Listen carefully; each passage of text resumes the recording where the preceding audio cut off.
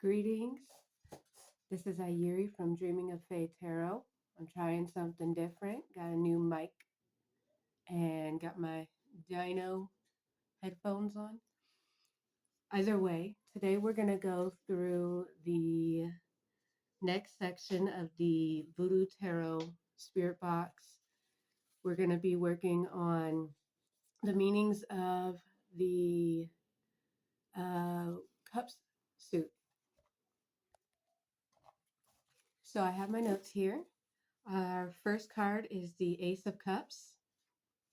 The Ace of Cups is about deep renewal of emotional energy, and that could be in any way, shape, or form. That could be good, negative, but it's a renewal of emotional energy. The positive aspects of this card is about receptivity, abundance, empathy, open-mindedness, a feeling of home, family, a desire for new relationships, and emotional development. In the negative, this card is about withdrawal, blockages, it's about trauma, it's about excess, fragile unions, illusion, loss of faith, and coldness.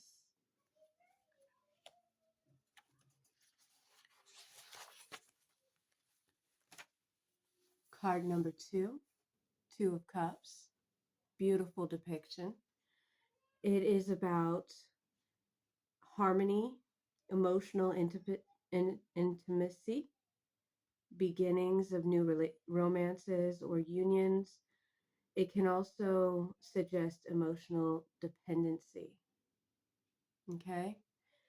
In the positive, it is about love, understanding, alignment, compatibility, seduction, harmonious energies, relationships, deep friendships, and collaborations. So it can be a relationship outside of romantic. In the negative, it is about obstacles, jealousy, separation, betrayal, dissatisfaction in a relationship, and conflicting choices. Oh, headphones. Okay. Three. Yep. Three of Cups. So the Three of Cups, it represents joy, fun, and communal happiness. So in the positive, this card is about victories, relief, a solution to an issue, overcoming difficulties, emotional and or sexual fulfillment. Fulfillment. And in the negative, it's about a relationship triangle. It's about internal conflicts, loneliness, sadness, unexpected events, and overindulgence. The Four of Cups. The Four of Cups, we have this card is about emotional stagnation or dissatisfaction, apathy, or boredom in some type of relationship or uh, family or even work situation. In the positive, this card is about emotional stability, security. It's about habits that have formed, harmony, new perspectives and reunions, and significant decisions.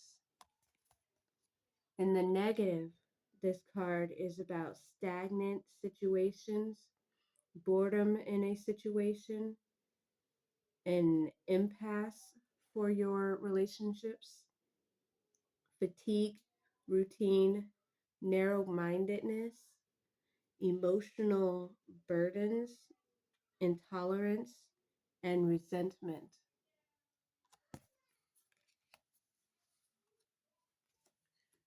Next, we have the Five of Cups. The Five of Cups, here we have depicted a lady.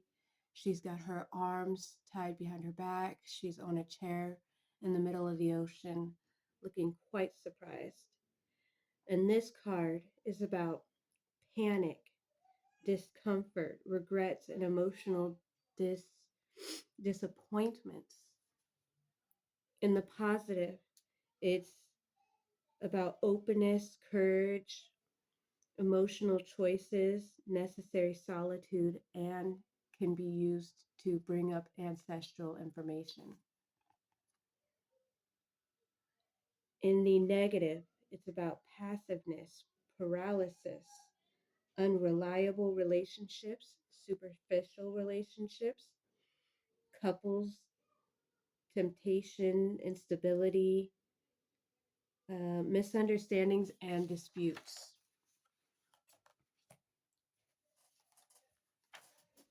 Just so you guys know, reading my notes. These are the notes. Oops. All right. So, Six of Cups.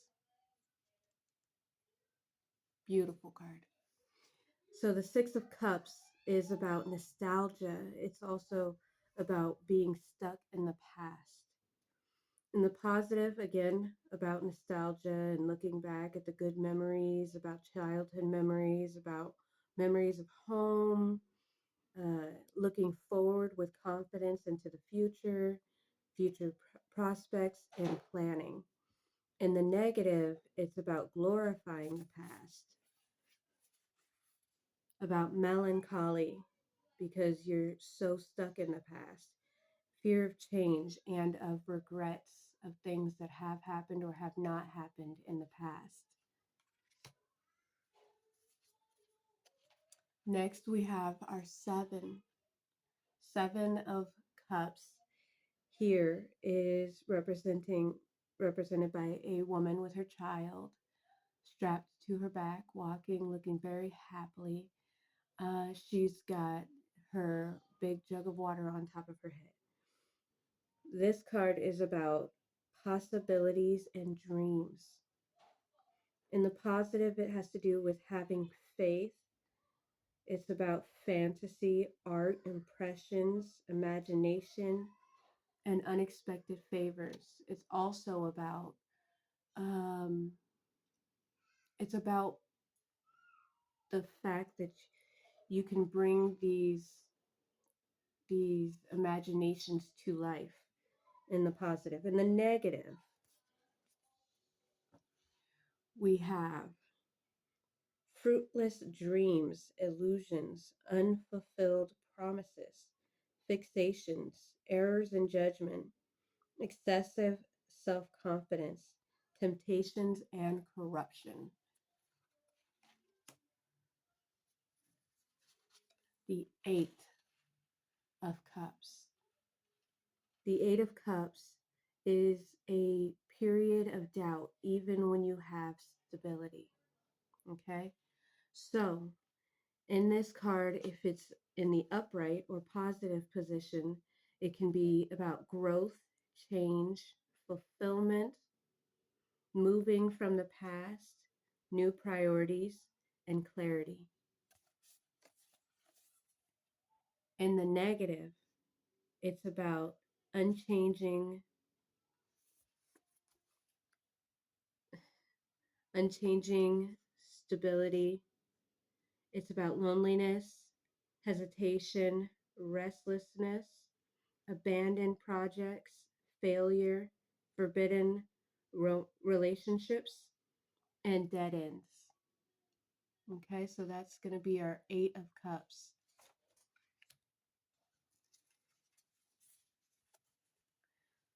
All right, Nine of Cups. Our Nine of Cups here is the. Oh, what was that? Oh,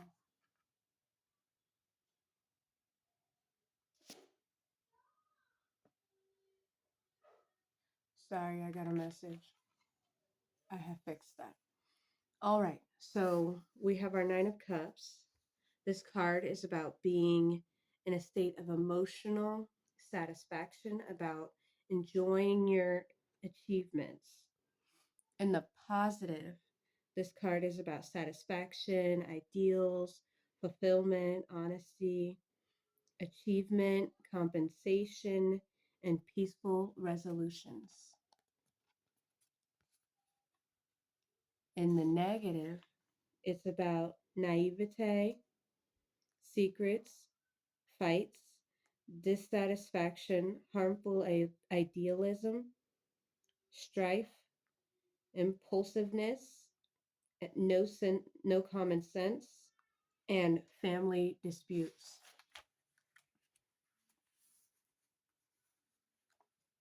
We have next. At first, when I saw this card, I thought it was kind of scary, but after reading what it's trying to depict, it's actually quite beautiful. We have our Ten of Cups, and this skull that looks like it's screaming is actually an ancestor that's happy that these people have come together. So, this card is about emotional fulfillment, but it's not just emotional fulfillment, but it's emotional fulfillment within the family line. It's also associated with emotional fulfillment with other people. So that could be like you got a new job and you feel fulfilled with the team that you're on and everyone's flowing well together. It could be many different things, but or even a new friend group, but it's the passing down and sharing of that fulfillment energy with a group. In the positive, this card is about emotional maturity, well being, family, ancestors, a desire to share, as I said before, and positive outcomes. In the negative, oh yeah, that's kind of scary looking at it that way. Okay, on the negative, this is about relationship or family difficulties, hostility, laziness, conflict of opinions, worries, unresolved conflicts, and communication issues. And you have to remember, water is a conduit in that you can bring messages through, not just the air element, but water also, because water is also associated with the ancestors. And so the ancestors communicate through water, they communicate through multiple different conduits, but this one in multiple cultures, it is seen as a way to go see the ancestors. A lot of mythologies have a river in their underworld or spirit realm that you would have to catch a boat or like the river Styx. Um, and you would have to pass through that to get to the ancestors if you were to travel there or if you were to become an ancestor. So, on to the doll. The doll of cups here. So, remember, the doll represents the page normally in the Rider Waite Smith system. And so the doll here represents a youthful, sensitive person, a dreamer driven by their heart. In the positive, this doll is representative of curiosity, positive inexperience, meaning you just don't have the experience yet, but you're willing to do the hard work to get the experience. Uh, I would see this as like someone who fresh out of college who just finished getting their major or their associates or doctorate or whatever, and they are taking their time to go and do their apprenticeship. So that's the type of positive. an experience that I'm talking about. It's also about tenderness, romanticism, loyalty, new studies. Again, this could be someone either fresh out of one school and moving into another, and that could be spiritual schools, it could be physical schools. It's also about contemplation and friendliness. Now, in the negative, if it's in the reverse, the doll is about envy, negative in experience, meaning like this person's not even trying and they're saying like they know how to do the thing, but they don't know how to do the thing.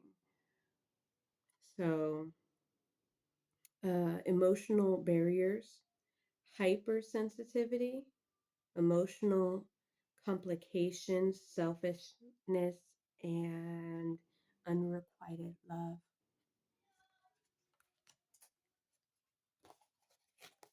Next, we have the mumbo of cups. I'm covering it because she is fully naked, and I don't want to get in trouble for having a fully naked picture. I know it's just a card, but it is. Some people are sensitive. Anyway, so the Mumbo or Queen of Cups is a motherhood, an empathy, an emotional wisdom type energy. Okay. So in the positive, it is about affection, insight, necessary sacrifices, because we all know mothers sacrifice for the good of their families. So it's a necessary sacrifice, intuition, calmness, support, and pregnancy. Now, pregnancy in this can be a physical pregnancy or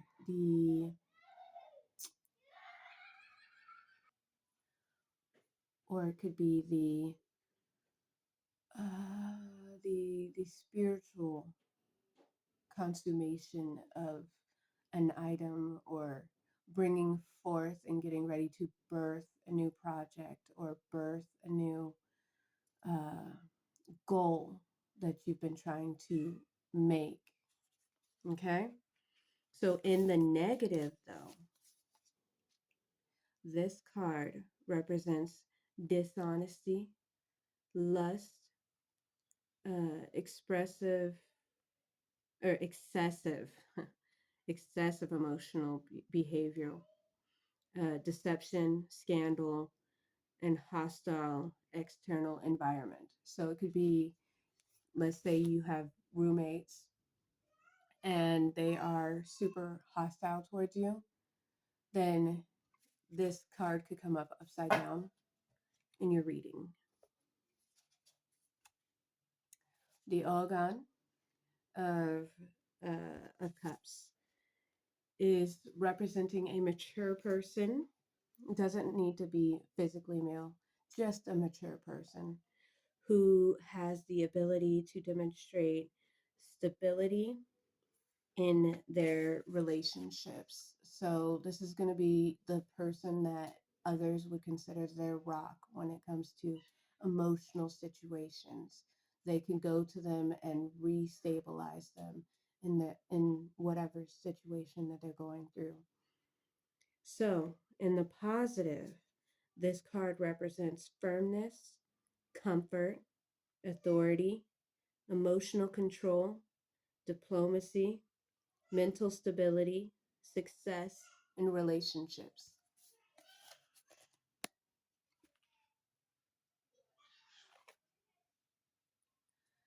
So, if you heard that, that was my beautiful child playing with her sisters, my other beautiful children. So, back to this. Upside down, we have the Ogan of Cups. In the negative, it would represent a fraud, a corruption energy, a manipulation energy, unstable moods, self centeredness, unpredictability, toxic personality, or someone who's out to bring revenge. And that could be yourself, the if you're doing a reading for yourself, it could be the querent, which is the person who would be getting a reading outside of, like, if you're the reader reading for someone else, it could be the person you're doing the reading for, or it could be someone around the querent. So you have to just, make sure that you get the right words out when you're doing your readings, obviously. And then last, we have the Horse of Cups. The Horse of Cups would be representing the Knight energy, the Knight of Cups. So this is going to be a romantic, youthful person filled with passion and intuition. This card also represents self discovery, unstoppable determination, self discipline, reflection, and sharp focus on one's goals.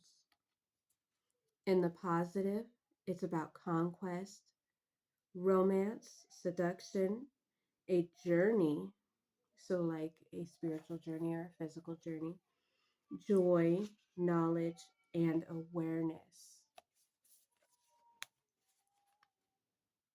Upside down or reversed, this card would be about vanity, superficiality, jealousy, hyper sensitivity, recklessness, infidelity, deception, a someone with a deception, a deceptive appearance, and a charmer. Okay, so that's gonna be it for today. Thank you, and I'll see you soon, my lovelies. Bye.